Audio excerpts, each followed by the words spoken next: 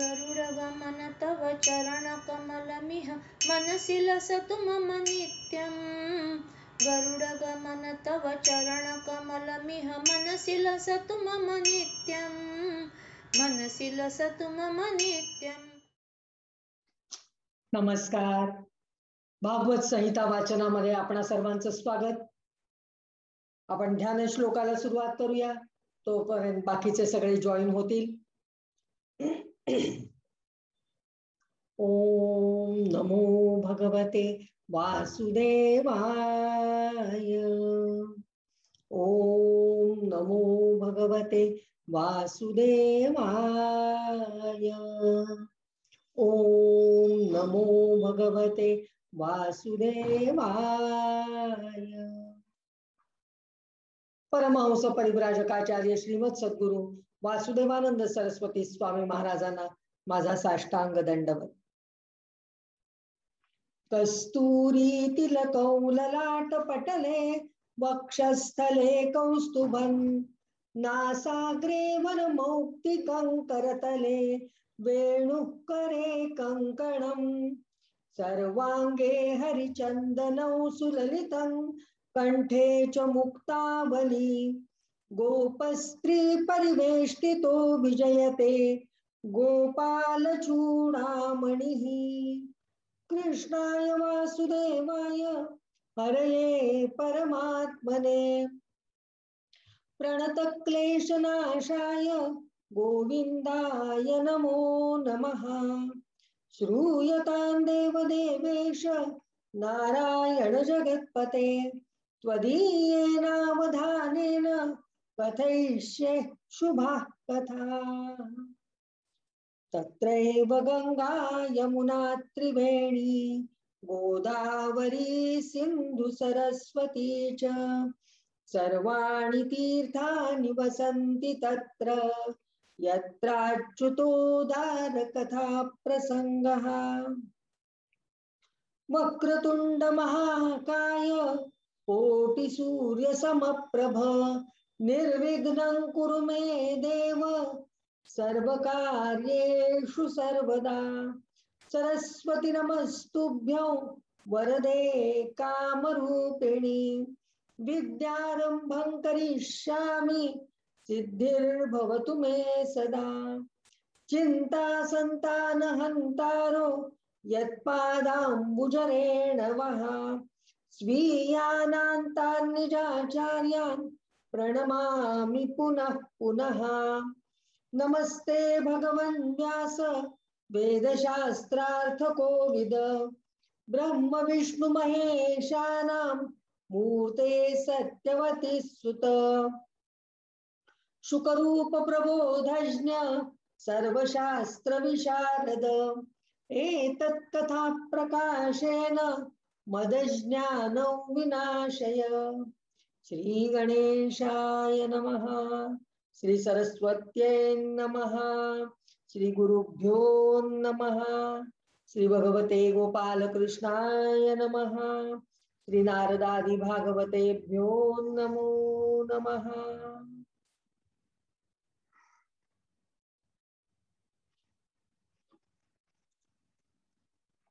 श्री कृष्ण गोविंद हरे मुरारी हे नाथ नारायण वासुदेव जिह्वे पिबस्वामृतमेतदेव गोविंद दामोदर माधवेति विक्रेतु काम किल गोपकन्या मुरारी पादार्पित चित्तवृत्तिः दध्यादिकं मोहवशादवोचत् गोविंद दामोदर माधवेति. गृहे गृहे गोपवधूकदम्बास् सर्वे मिलित्वा समवाय योगे पुण्यानि नामानि पठन्ति नित्यं गोविंद दामोदर माधवेति. श्री कृष्ण गोविंद हरे मुरारे हे नाथ नारायण वासुदेव प्रद्युम्न दामोदर विश्वनाथ मुकुंद विष्णु भगवन नमस्ते। बोला गोपाळ कृष्ण भगवान की जय।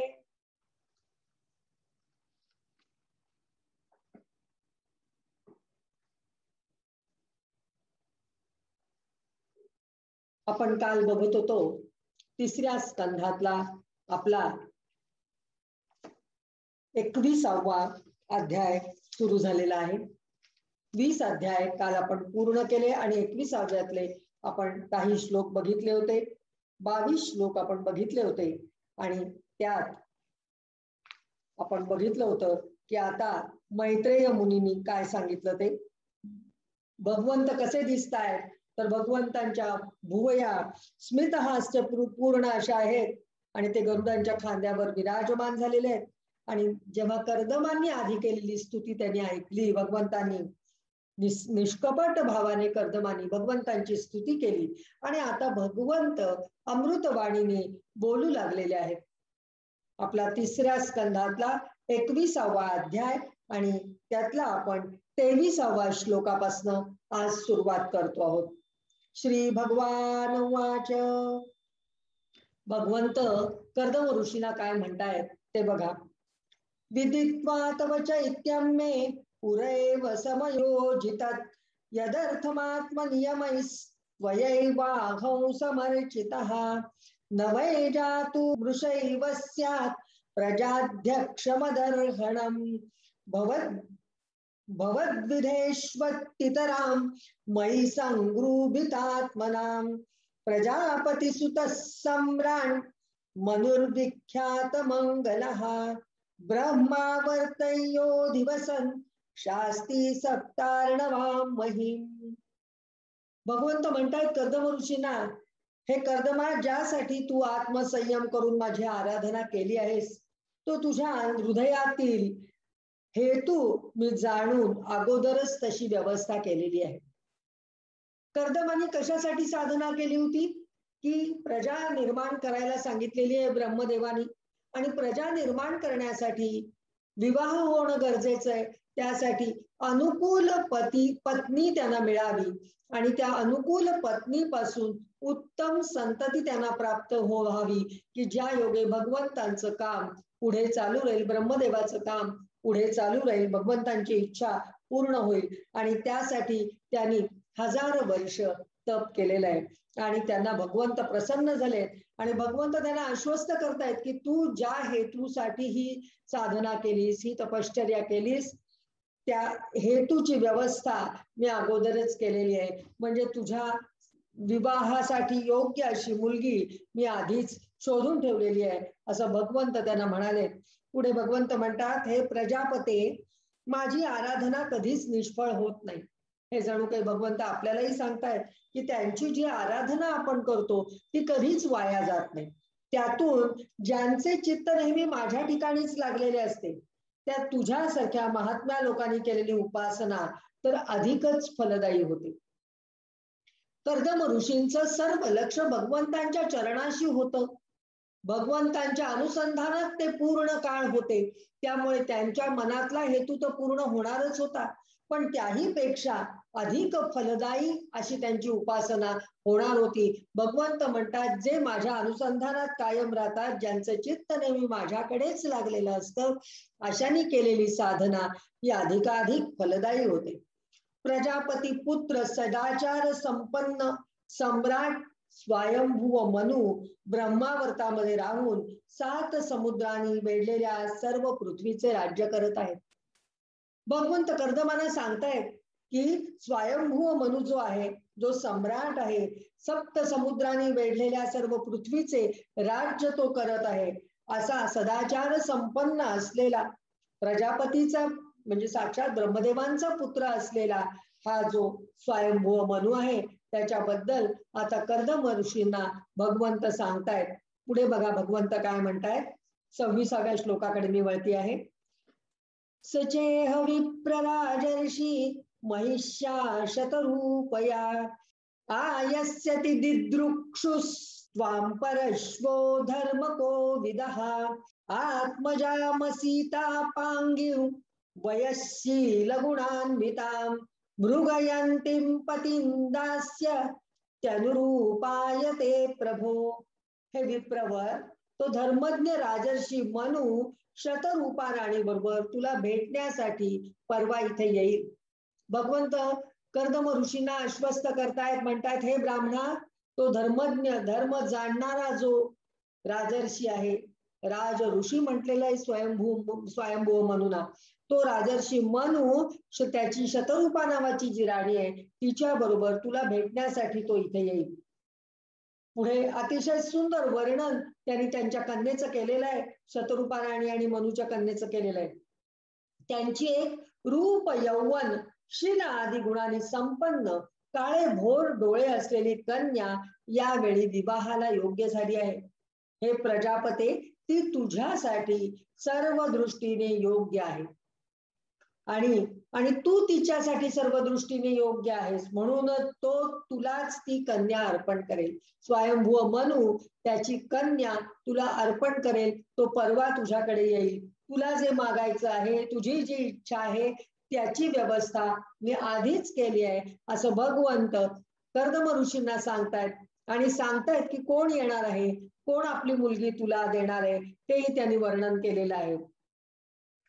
पुढे ते म्हणतायत, समाहितंते हृदयै यत्रेमान परिवत्सरान सात्वां ब्रह्मन् नृपवधु काममाशु भजिष्यति यातात्मभृतं वीर्यं नवधा प्रसविष्यति वीर्ये त्वदीये ऋषय आधास्यन्त्यञ्जसात्मनः.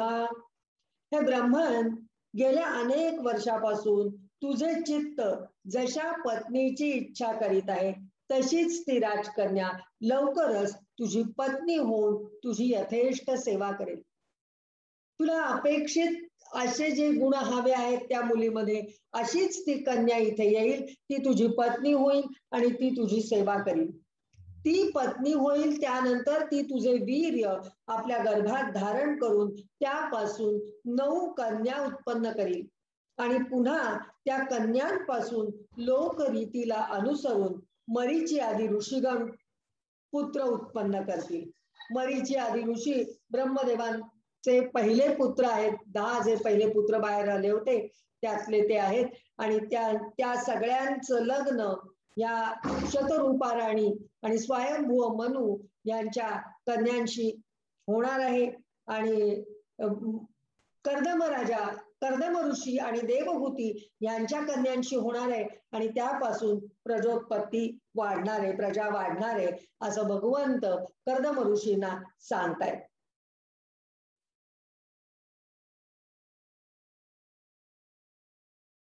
30वा श्लोक बघा. त्वं च सम्यगनुष्ठाय निदेशं मौषत्तमः मयि तीर्थीकृताशेष क्रियार्थो मां प्रपत्स्यसे कृत्वा दयांच जीवेषु दत्त्वा चाभयमात्मवान् मय्यात्मानौ सह जगत् द्रक्ष्यस्यात्मनि चापि मां सहाहौ स्वांश कलया त्वद्वीर्येण महामुने तव क्षेत्रे देवहूत्यां प्रणेश्चे तत्वसंहितां. भगवंत सांगतायत, तू सुद्धा माझ्या आज्ञेचे यथायोग्य पालन करून शुद्ध चित्त होऊन नंतर आपली सर्व कर्मफळे मला अर्पण करून मलाच प्राप्त होशील. भगवंत कर्दम ऋषींना म्हणतायत की तू तुझं सगळं कर्म फळ जे आहे, जी शुद्ध चित्त होऊन तू कर्म करशील आणि त्या कर्माची कर्मफळ मात्र तू मला अर्पण करशील, त्यामुळे तू मलाच प्राप्त होशील.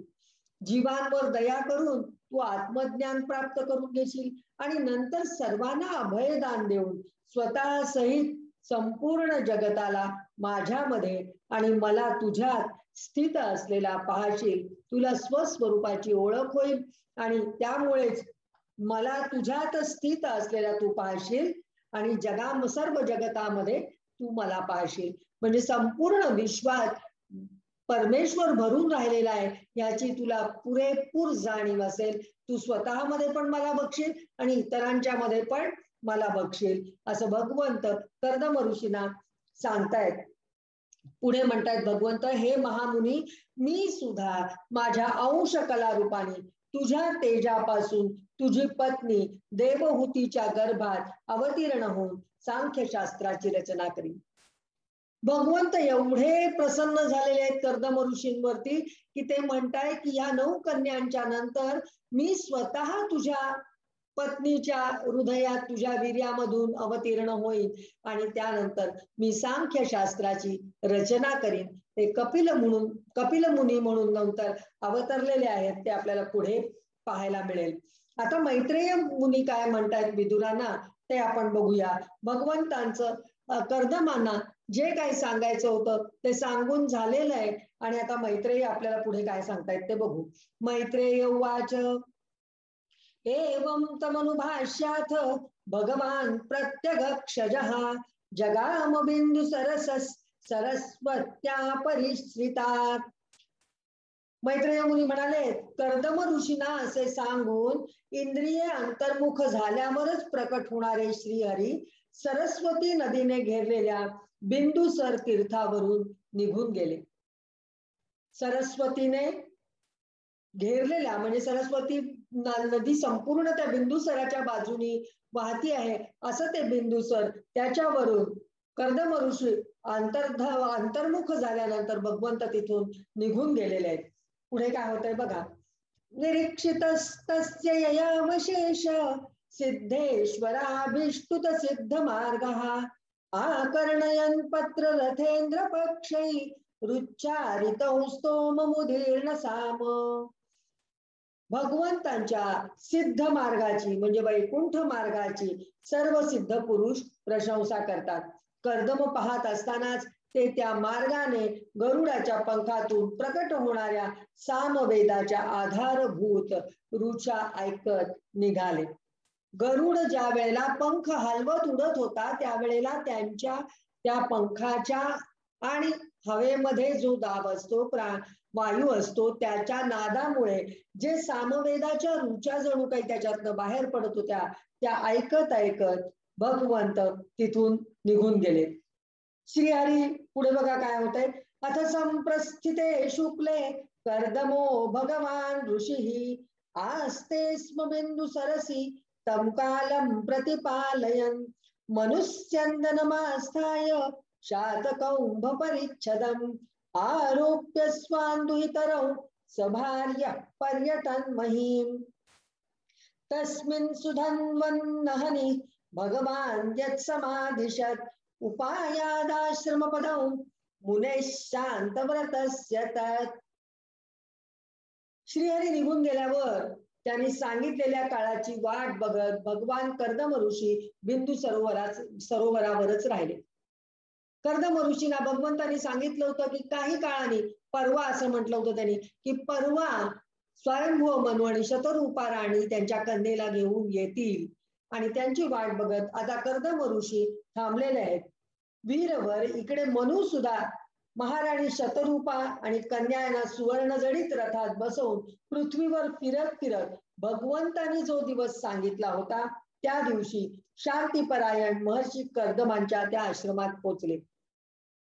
जसं कर्दमा ऋषींना सांगितलं होतं भगवंतांनी की परवा स्वयंभू मनु आणि शतरूपा राणी येतील, त्याचप्रमाणे स्वयंभू मनुला सुद्धा भगवंतांनी सांगितलेलं होतं की तू अशा दिवशी कर्दम ऋषींच्याकडे जा आणि त्यांना तुझी कन्या अर्पण कर, तुझ्या कन्येसाठी तो योग्य वर आहे असं सांगितलेलं होतं. पुढे बघा काय होतंय.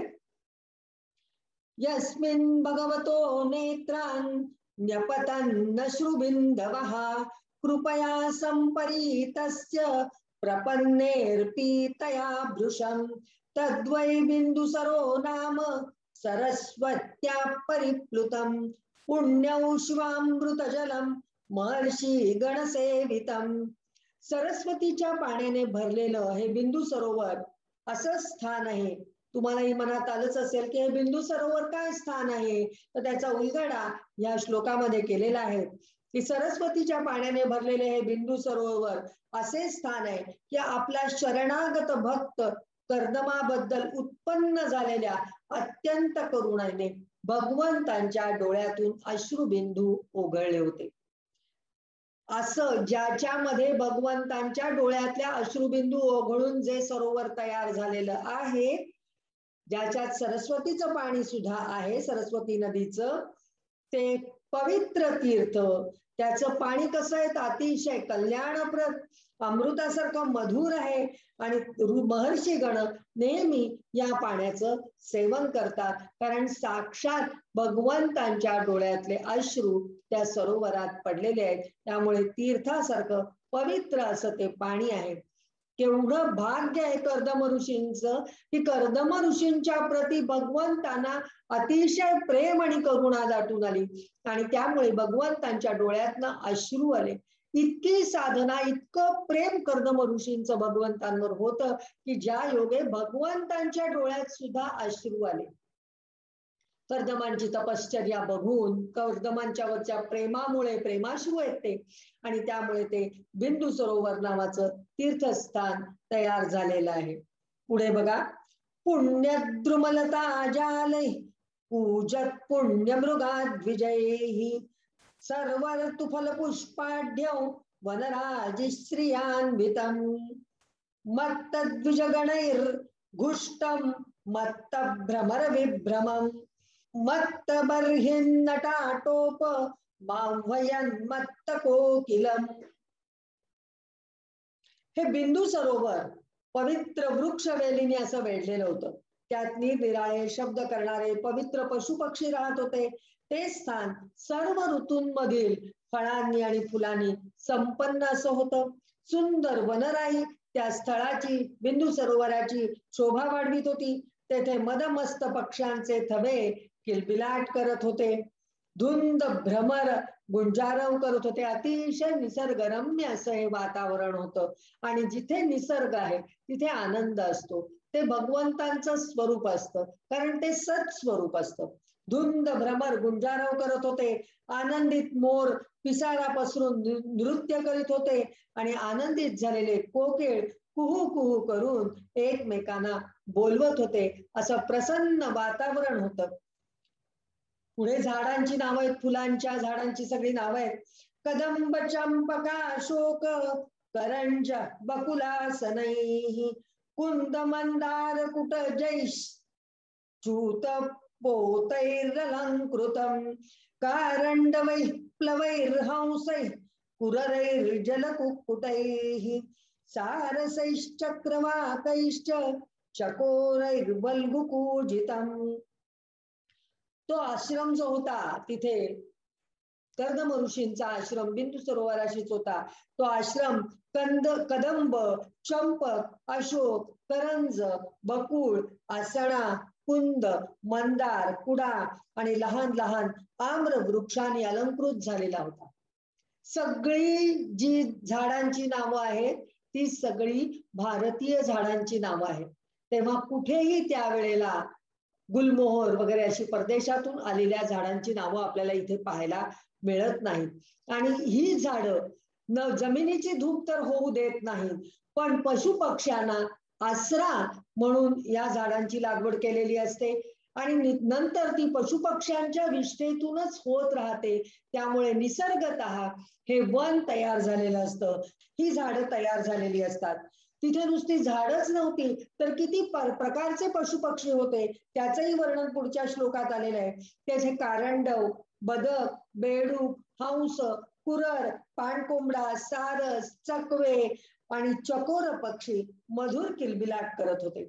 आधी सुद्धा त्यांनी म्हटलं होतं की भ्रमर आहेत, मोर आहेत, कोकिळ आहे, पक्ष्यांचे थवे किलबिलाट करतायत. संपूर्ण निसर्ग वर्णन त्या काळातलं इथे व्यासमुनींनी केलेलं आहे. अतिशय सुंदर. आणि यानंतर प्राणी कोणते कोणते आहेत ते आपल्याला पुढल्या श्लोकातनं कळणार आहे.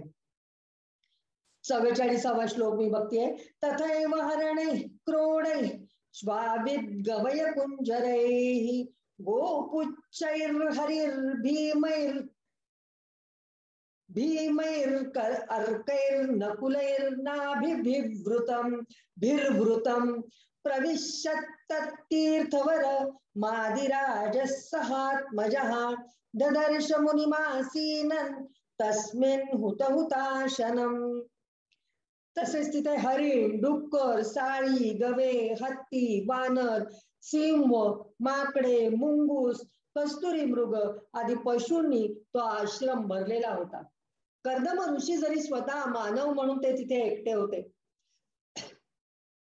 तरी तिथे पशु पक्ष्यांनी गजबजाट केलेला होता. त्यामुळे कर्दम ऋषींना पशु पक्ष्यांची, झाडांची, फुलांची, फळांची मोठी साथ तिथे होती आणि त्यामुळे अगदी रम्य असा तो आश्रम होता.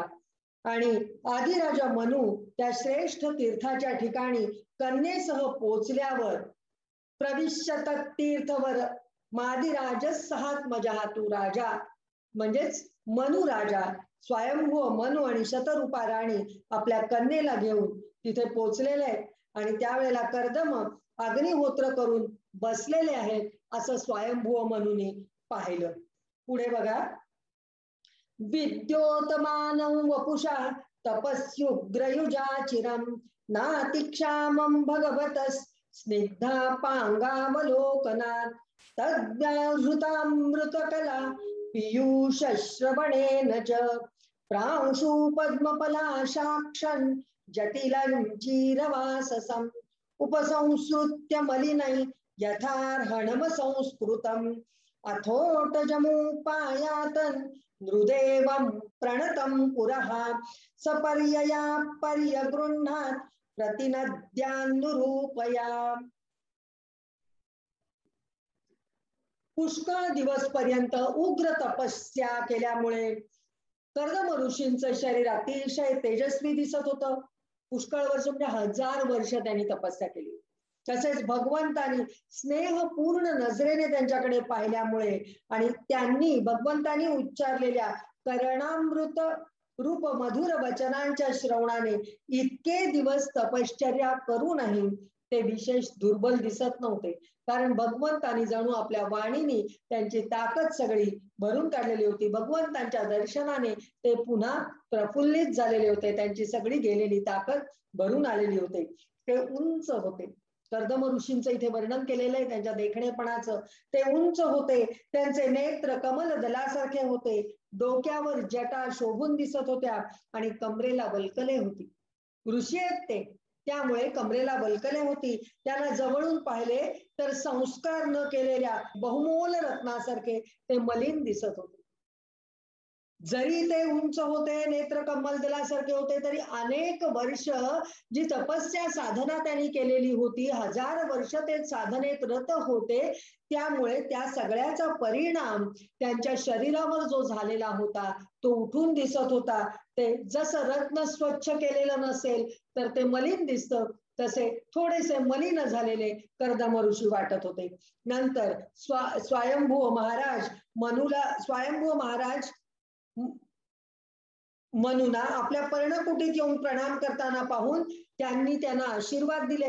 कर्दम ऋषींनी स्वयंभू मनुला आशीर्वाद दिलेले आहेत, त्यांना प्रसन्न केलंय आणि यथोचित त्यांचा आदरातिथ्य करून त्यांचं स्वागतही केलेलं आहे कर्दम ऋषींनी. गृहीतार्हणमासीनौ संयतं प्रीणयन् मुनिः स्मरन् भगवदादेश मिथ्याह लक्ष्णया गिरा नूनं चक्रमणं देव सतां संरक्षणायते वधाय च सतायै यस्त्वं हरे शक्तिर्हि पालिनी. पूजेचा स्वीकार करून जेव्हा स्वयंभू मनु स्वस्थ चित्ताने आसनावर बसले, तेव्हा मुनिवर कर्दमानी भगवंतांच्या आज्ञेचे स्मरण होऊन आपल्या मधुर वाणीने त्यांना प्रसन्न करत म्हटलं. भगवंतांनी त्यांना सांगितलं होतं की थोडेच दिवसात तुझ्याकडे स्वयंभू मनु आणि शतरूपा राणी येतील आणि त्यांची कन्या ते तुला अर्पण करतील. ती तुझ्यासाठी वधू म्हणून योजलेली आहे, तू काळजी करू नकोस. याची आठवण, याचं स्मरण कर्दम ऋषींना झालं आणि ते मधुर वाणीने आता राजाशी बोलू लागले. ते म्हणतायत, महाराज आपण भगवान विष्णूंचे पालन शक्ती रूप आहात. कुठलाही राजा हा भगवंतांचा अंश असतो, कारण तो प्रजेचं पालन करत असतो. म्हणून आपले संचार करणे हे निश्चितच सज्जनांचे रक्षण आणि दुष्टांचा संहार करण्यासाठीच आहे. आज आपण इथे आलेले आहात ते सज्जनांचं रक्षण आणि दुष्टांचा संहार करण्यासाठी जणू काही इथे आलेले आहात असं ते म्हणतायत. पुढे बघा, योर्केन्द्वग्निन्द्रवायूनाय यमधर्म प्रचेतसाम रूपाणि स्थानादत्से तस्मै शुक्लाय ते नमः. आणि साक्षात आपण विष्णू स्वरूप आहात. तसेच निरनिराळ्या कारणासाठी सूर्य, चंद्र, अग्नी, इंद्र, वायू, यम, धर्म आणि वरुण इत्यादी रूपेही आपण धारण करता. आपणास आमचा नमस्कार असो म्हणून कर्दम ऋषीने स्वयंभू मनूचं आदरातिथ्य करून त्याला नमस्कार केलेला आहे. आपली मीटिंग थोड्याच वेळात संपणार आहे. मीटिंग संपली तरी तुम्ही पुन्हा रिजॉईन करा.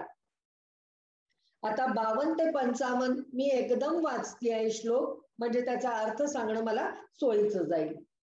नयदारथमास्थाय जैत्रम मणिगणार्पितम विस्फुर्ज चंडको दंडो रथेन त्रासयन्नघान स्वसैन्यचरणक्षुण्णौ वेपयन् मण्डलं भुवः विकर्षन् बृहतीं सेनां पर्यटस्यंशुमानिव तदैव सेतवः सर्वे वर्णाश्रमनिबन्धनाः भगवद्रचिता राजन् विद्येरन्बतदस्युभिः अधर्मश्च समेधेत लोलुपैर्व्यङ्कुशैर्नृभिः शयाने त्वयि लोकोऽयन् दस्युग्रस्तो विनक्ष्यति.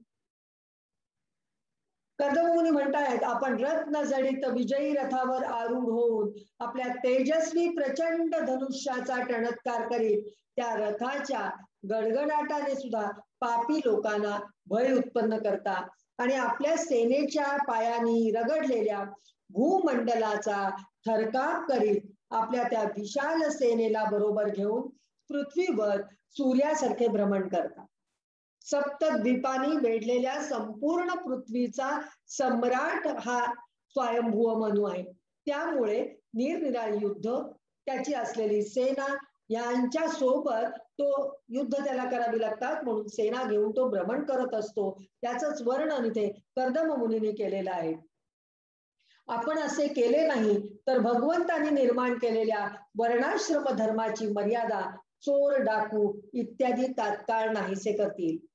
जर आपण अशा प्रकारे हिंडला नाहीत, लोकांवरती बंधन नियंत्रण ठेवलं नाहीत, अंकुश ठेवला नाहीत, तर लोक वाटेल ते करतील. त्या वर्णाश्रम धर्माची मर्यादाच मोडीत निघेल. चोर, डाकू ती नाहीशी करतील आणि विषय लोलुप निरंकुश मानवांच्या द्वारे सगळीकडे अधर्माचा प्रसार होईल. आणि हा अधर्माचा प्रसार होऊ नये म्हणून आपण कार्यरत असता.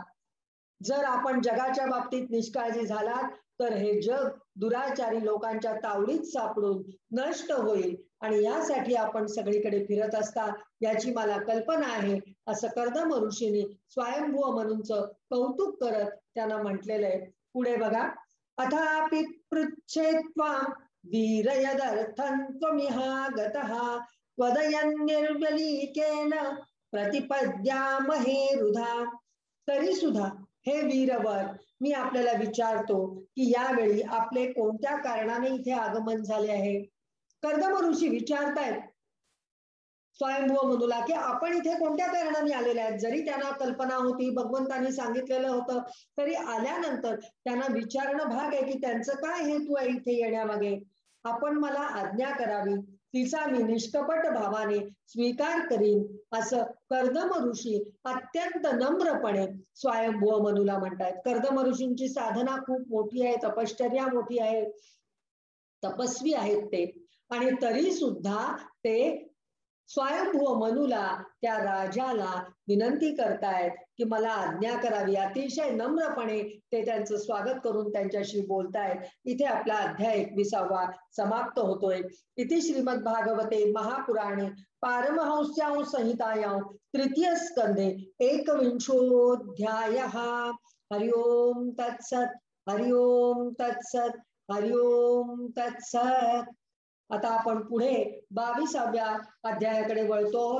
हा 22वा अध्याय पूर्ण झाला तर सप्ताह ज्या वेळेला करतात त्यावेळेला हे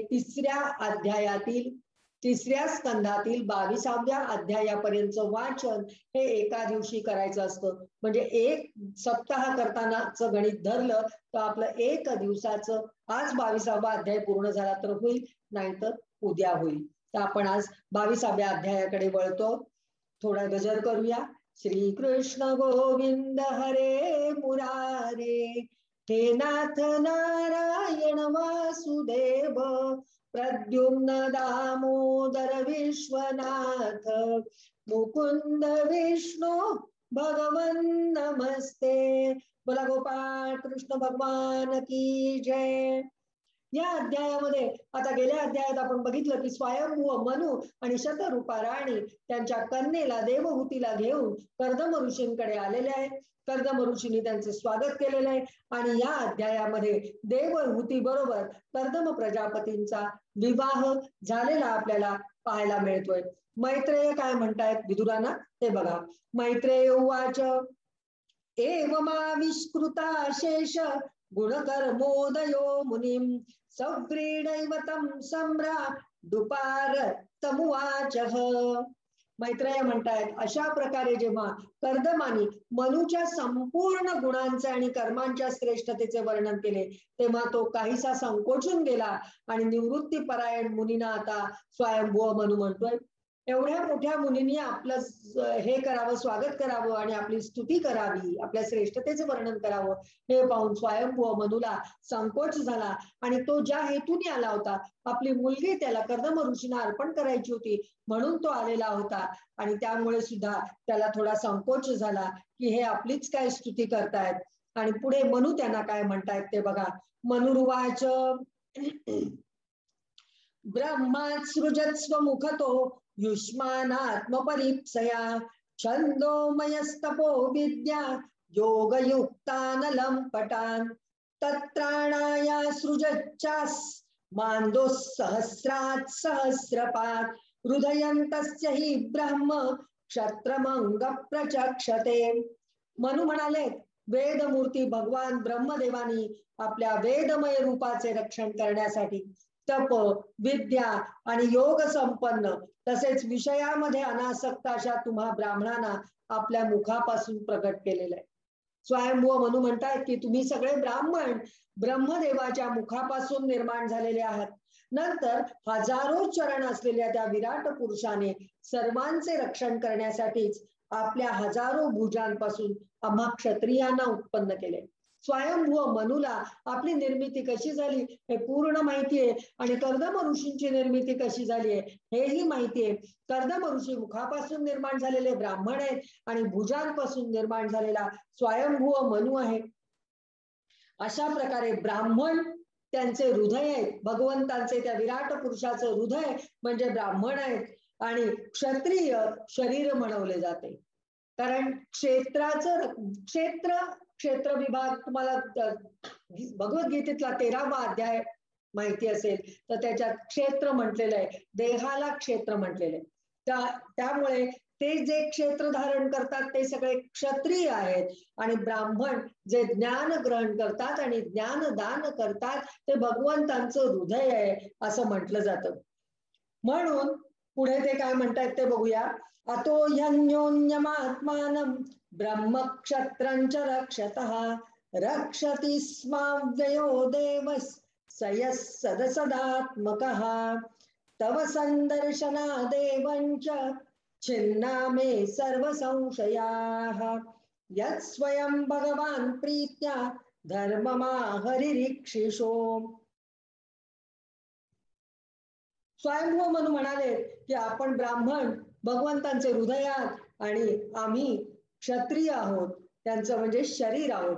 म्हणून एकाच शरीराशी संबंधित असल्या कारणाने स्वतःचे एक आणि दुसऱ्याचे संरक्षण करणाऱ्या त्या ब्राह्मण आणि क्षत्रियांचे वास्तविक श्रीहरीच रक्षण करतात. आपण दोघांचेही रक्षण करणारे भगवान श्रीहरी आहे. ते सर्व कार्यांचे कारणरूप असूनही वास्तविक पाहता निर्विकार आहेत. आपल्या केवळ दर्शनानेच माझे सर्व संदेह दूर झालेले आहेत. मुलीचा पिता म्हणून ते तिथे आलेले आहेत त्यामुळे अनेक शंका मनात आलेल्या असणारच. पण तरी सुद्धा ज्या वेळेला कर्दम ऋषींचं दर्शन त्यांना झालं त्यावेळेला त्यांच्या मनातल्या सगळ्या शंका दूर झाल्या, कारण आपण माझ्या प्रशंसेच्या निमित्ताने प्रजापालन करण्याची इच्छा ठेवणाऱ्या राजाच्या धर्माचे मोठ्या प्रेमाने निरूपण केले आहे. स्वयंभू मनू म्हणतात, तुम्ही माझं आगत स्वागत केलं, त्यावेळेला माझी स्तुती केली, त्यावेळेला तुम्ही प्रेमाने राजाचा जो काही धर्म असतो त्याच जणू काही निरूपण केलंय, त्यामुळे माझ्या मनात असलेले सगळे संदेह फिटलेले आहेत, काही शंका माझ्या मनात राहिली नाही. दिष्ट्या मे भगवान दृष्टो दुर्दर्शो यो कृतात्मनां दिष्ट्या पादरजस्पृष्टौ शीर्ष्णा मे भवतः शिवम् दिष्ट्या त्वयानुशिष्टोऽहं कृतश्चानुग्रहो महान् अपावृतैः कर्णरन्ध्रैर्जुष्टादिष्ट्योषतिर्गिरः. ज्यांनी आपली इंद्रिये जिंकलेली नाही अशांना आपले दर्शन अत्यंत दुर्लभ आहे, असं स्वयंभू मनू कर्दमांना म्हणतायत की ज्यांनी आपल्या इंद्रियांवर विजय मिळवलेला नाही त्यांना आपलं दर्शन होणं शक्य नाही. माझं मोठं भाग्य आहे की मला आपले दर्शन झाले आणि मी आपल्या चरणाची पवित्र धूळ आपल्या मस्तकी ठेवू शकलो. आता स्वयंभू मनू कर्दमांची स्तुती करतायत की कर्दम ऋषी एवढे मोठे आहेत, महान आहेत, पवित्र आहेत की त्यांची चरण धूळ सुद्धा मी माझ्या मस्तकाला लावू शकलो, हे माझं मोठं भाग्य आहे. माझा भाग्योदय झाला म्हणूनच आपण मला राजधर्माचा उपदेश देऊन माझ्यावर मोठी कृपा केली. कर्दम ऋषी अत्यंत ज्ञानी आहेत, त्यामुळे त्यांनी जी स्तुती केली स्वयंभू मनूची, तो जणू काही माझ्यावर केलेली कृपाच आहे, मला केलेला उपदेशच आहे असं स्वयंभू मनू म्हणतायत. आणि माझे प्रारब्ध उजाडल्यामुळेच आपली पवित्र वाणी मला एकाग्रतेने ऐकता आली, म्हणजे मी माझ्या कानाने आपली पवित्र वाणी ऐकू शकलो, हेही माझं नशीब चांगलं आहे असं म्हणण्याचा भाग आहे तो.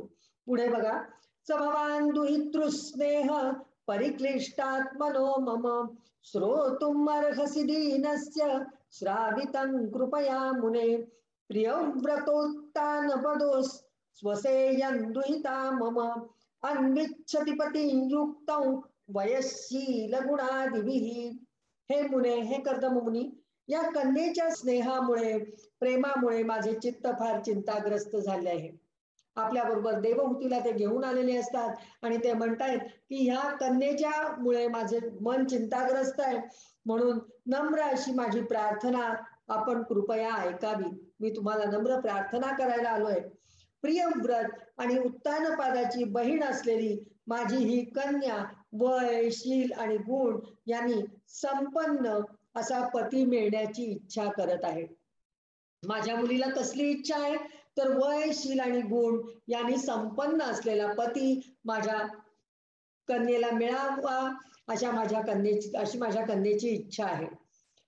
यदा तू भवतशील श्रुतरूपवयो गुणान् अशृणोन्नारदादेशा त्वय्यासीत् कृतनिश्चया तत्प्रतिच्छद्विजाग्रे मां श्रद्धयोपहृतां मया सर्वात्मनानुरूपान्ते गृहमेधीषु कर्मसु. जेव्हा हिने, माझ्या कन्येने नारदांच्या मुखातून आपले शील, विद्या, रूप, वय आणि गुणांचे वर्णन ऐकले तेव्हापासून तिने आपल्याला पती म्हणून वरण्याचा निश्चय केलेला आहे. मनोमन देवहूतीने कर्दमांना आपले पती मानलेला आहे आणि त्यामुळे स्वयंभू मनू आणि शतरूपाराणी इथपर्यंत तिला घेऊन आलेले आहेत. पुढे ते म्हणतायत, हे द्विजवर, मी मोठ्या श्रद्धेने आपल्याला ही कन्या अर्पण करत आहे. आपण हिचा स्वीकार करावा. गृहस्थाला उचित अशी सर्व कर्मे करण्यास ही सर्व दृष्टीने आपल्याला योग्य आहे. आता कर्दम ऋषींना विवाह करायचा आहे म्हणजे गृहस्थाश्रम स्थापायचा आहे, गृहस्थाश्रमात प्रवेश करायचा आहे.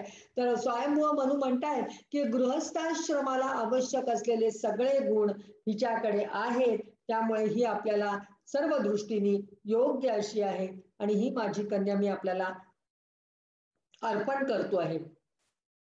उद्यतस्य हि कामस्य प्रतिवादो न शस्यते अपि निर्मुक्त संगस्य कामरक्तस्य किं पुनः य उद्यत्मनादृत्य किनाशमभियाचते क्षीयते त्यद्दशस्फीतं मानश्चावज्ञया हतः अहं त्वां शृण्वं विद्वन् विवाहार्थं समुद्यतम् अतस्त्वमुपकुर्वाण प्रत्तां प्रतिगृहाण मे. जो पुरुष स्वतः प्राप्त झालेल्या भोगाचा आदर करीत नाही आणि एखाद्या कंजूस माणसापुढे हात पसरतो, त्याचे सर्व दूर पसरलेले यशही नाहीसे होते, निघून जाते आणि दुसऱ्याने तिरस्कार केल्याने त्याचा मानभंग होतो. भोग आपल्याला जे मिळतात ते भोग आदराने भोगावेत असंच जणू काही या श्लोकातनं सुचवतायत स्वयंभुव मनू, की जर तुम्ही मिळालेल्या भोगांचा आदर करत नसाल तर तुमचं दुर्दैव येते, तुम्ही तो त्याचा मानभंग करता किंवा त्यामुळे तुमचं दूरवर सुद्धा यश पसरणार नाही. हे विद्वान, मी असं ऐकले की आपण विवाह करण्यास उत्सुक आहात, म्हणून ठराविक काळापुरते ब्रह्मचर्य पाळणाऱ्या आपण या कन्येचा स्वीकार करावा. मी हिला आपल्याला अर्पण करत आहे. स्वयंभुव म्हणून म्हणतोय की तुम्ही उत्सुक आहात विवाह करण्यास, हे मला माहिती आहे, आणि त्यामुळे ठराविक काळच आपण ब्रह्मचर्य पाळता, बाकीच्या वेळेला आपण भोगाचा आदर करता, त्यामुळे आपण या कन्येचा स्वीकार करावा अशी माझी इच्छा आहे. पुढे कर्दम मुनी त्यांना काय म्हणतायत ते बघा. ऋषिर्वाच बाढमुद्वोढुकामोह मप्रत्ता च तवात्मजा आवयोरनुरूपोत्सावा द्यो वैवाहिको विधी.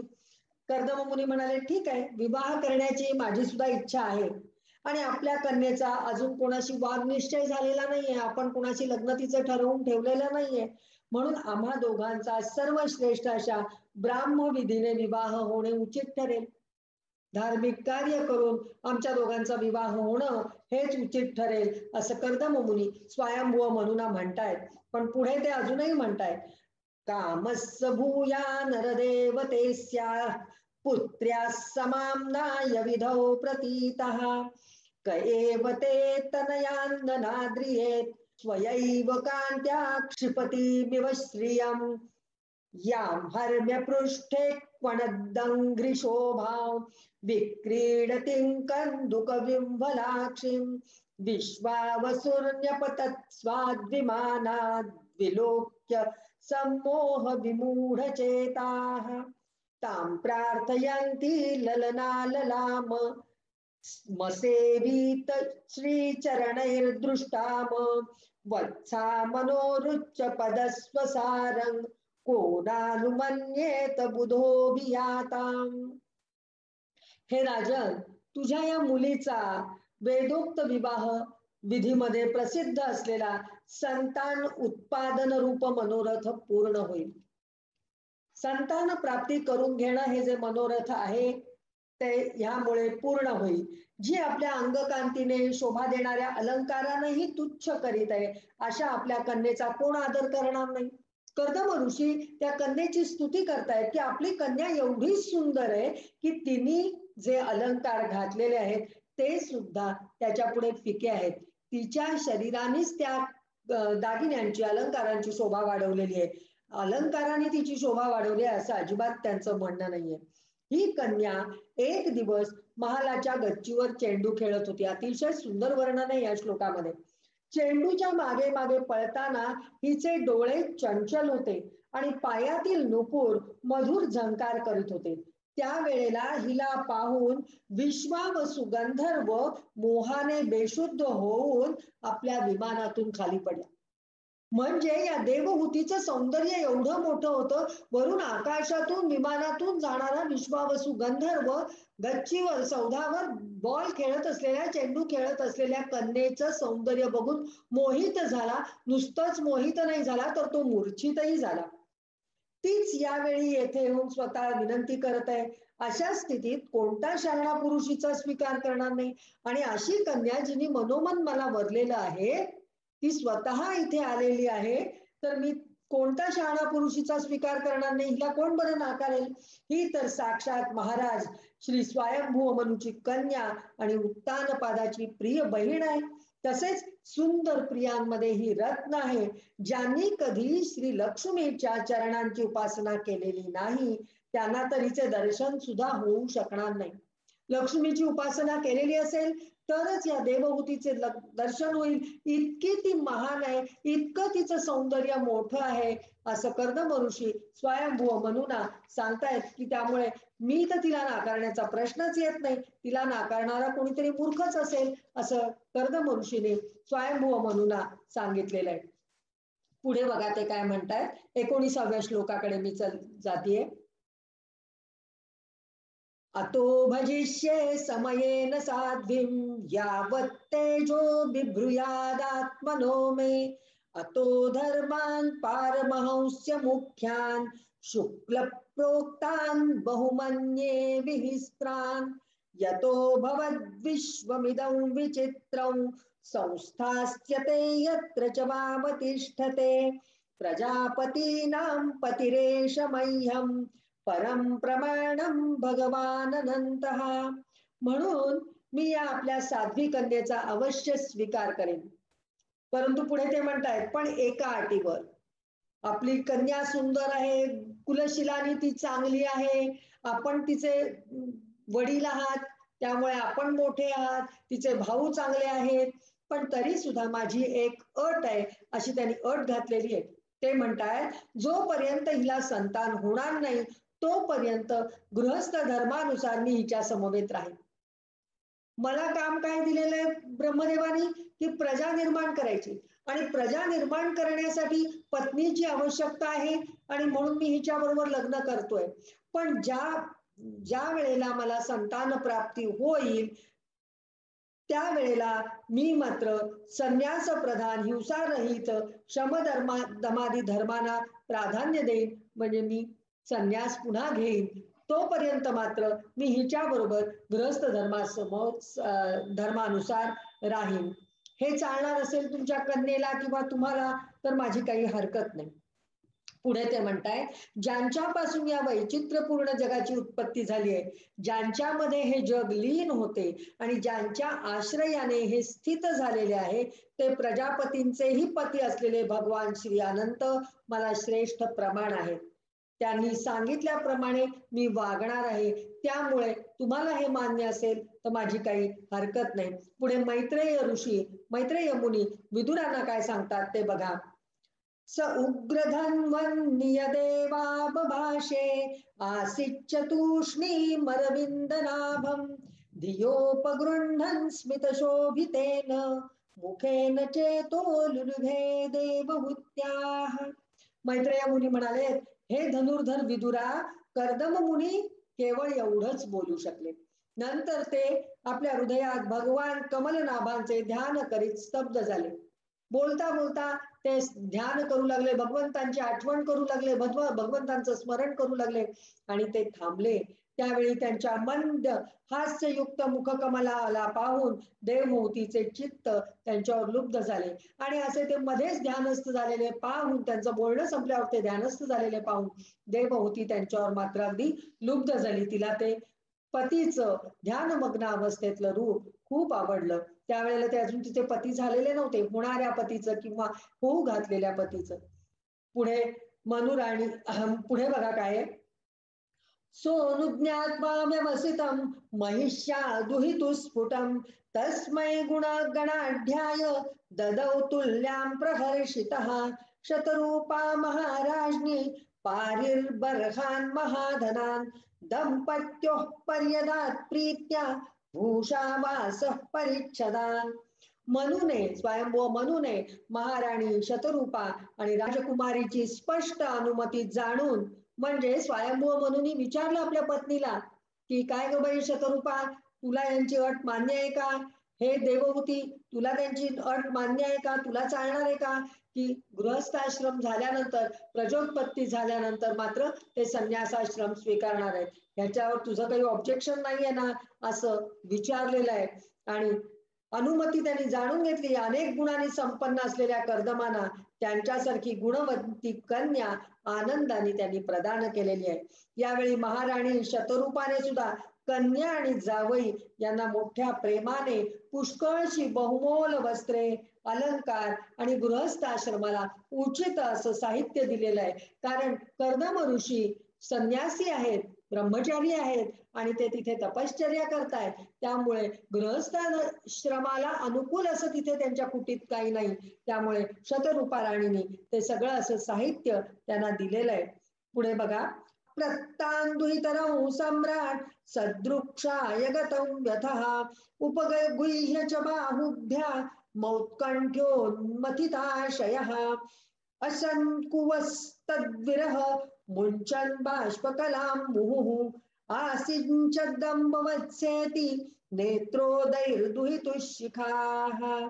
अशा प्रकारे सुयोग्य वराला आपली कन्या देऊन महाराज मनू निश्चिंत झाला आणि निरोप घेताना तिचा वियोग सहन न होऊन उत्कंठेने त्याचे चित्त व्याकुळ झाल्यामुळे तिला त्याने आपल्या छातीशी कवटाळलंय. हे मुली, हे बाळे म्हणत तो रडू लागलेला आहे. पितृहृदय आहे त्याचं.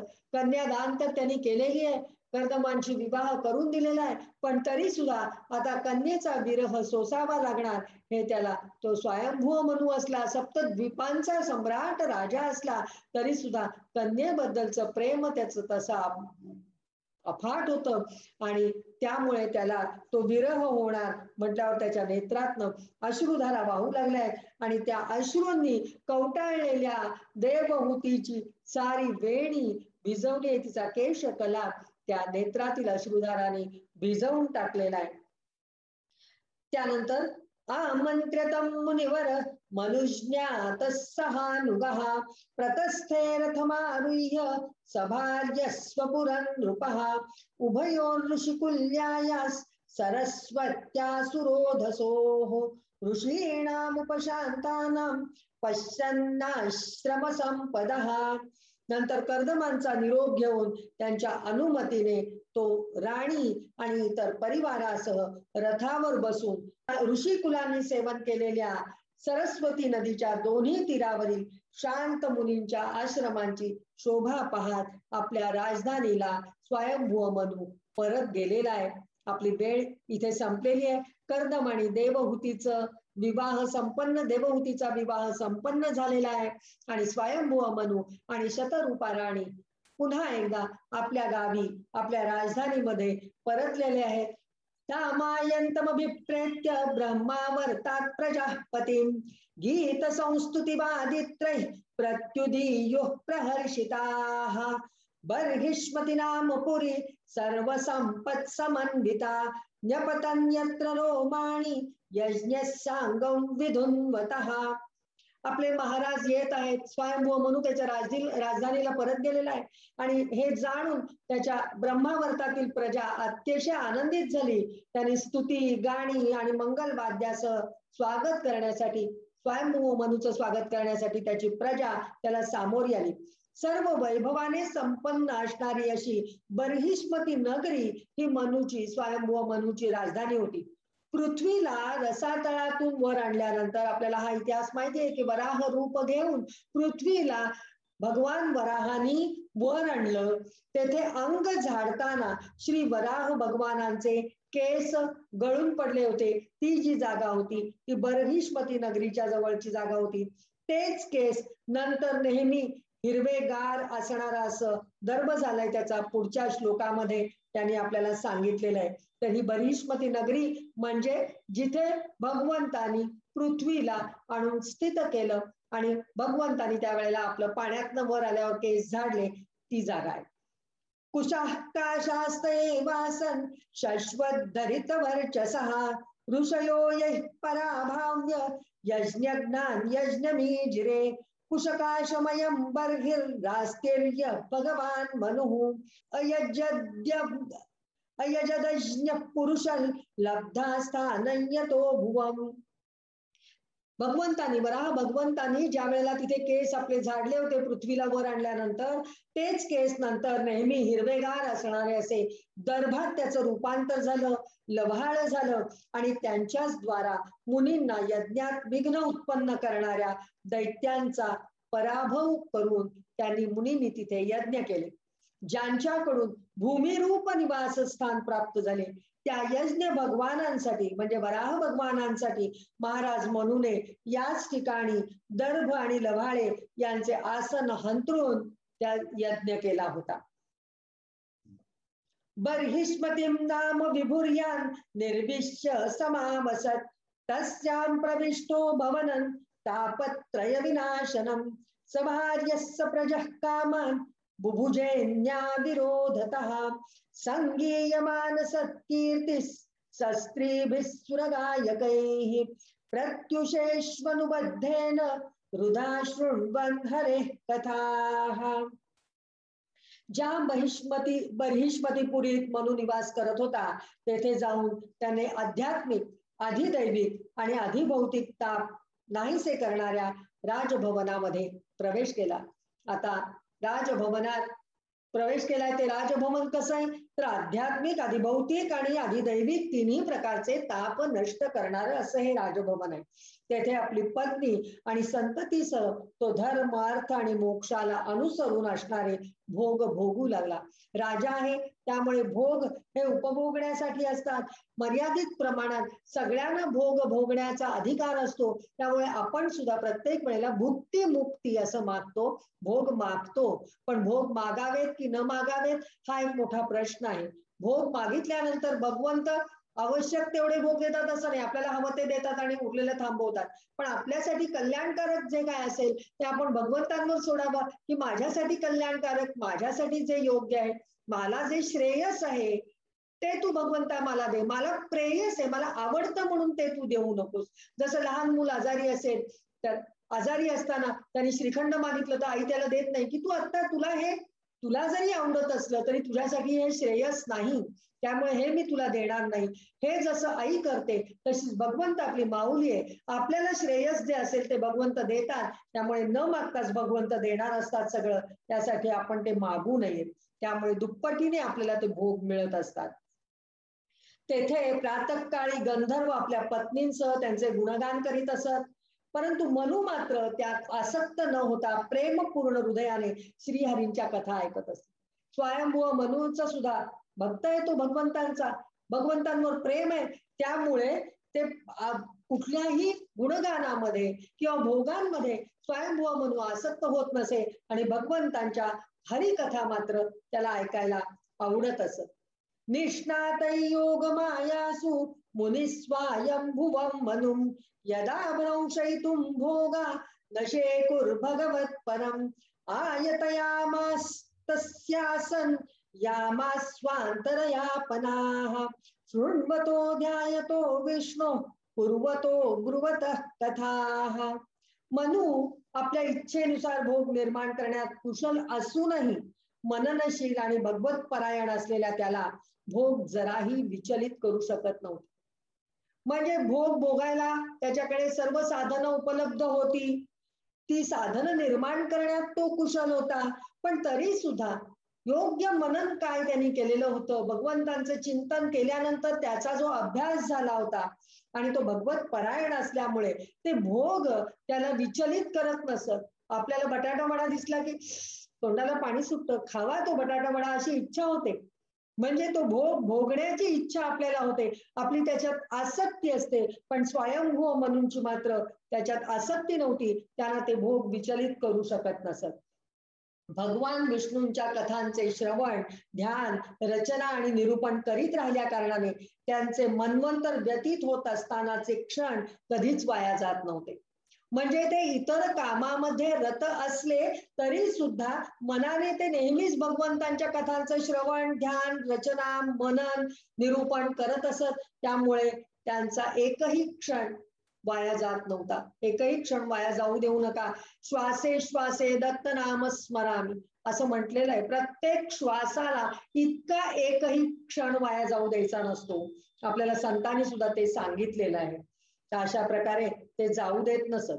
सैव स्वांतरन्ये युगानामेक सप्ततीं वासुदेव प्रसंगेन परिभूत गतित्रयः शारीरा मानसा दिव्या वैयासे ये च मानुषाः भौतिकाश्च कथं क्लेशा बाधन्ते हरिसंशयम् यः पृष्टो मुनिभिः प्राह धर्मान् नानाविधाच्छुभान् नृणां वर्णाश्रमाणां च सर्वभूतहितः सदा.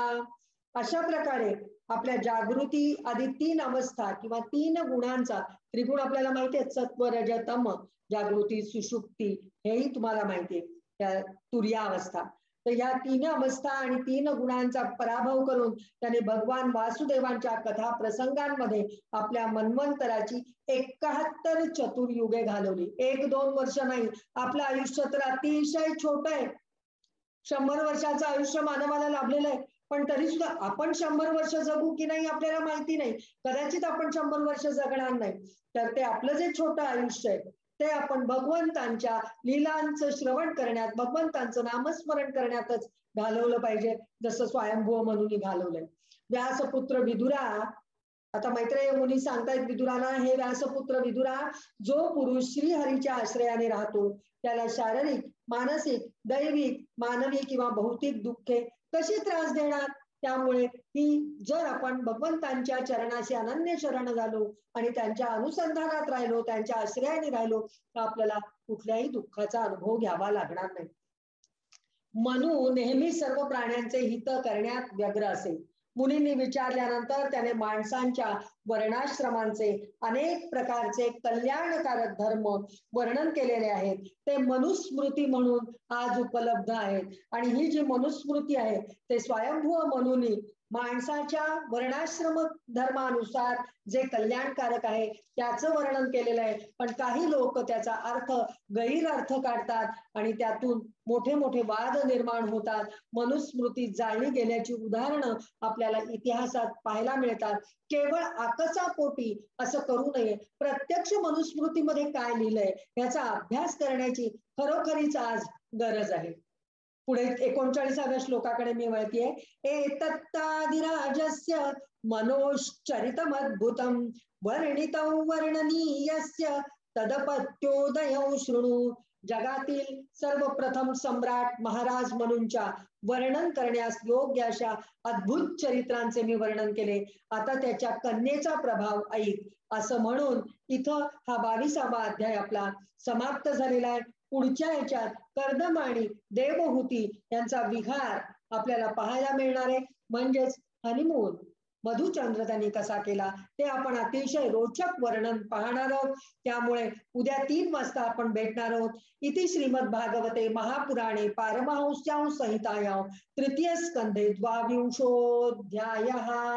हरि ओम तत्सत, हरि ओम तत्सत, हरि ओम तत्सत.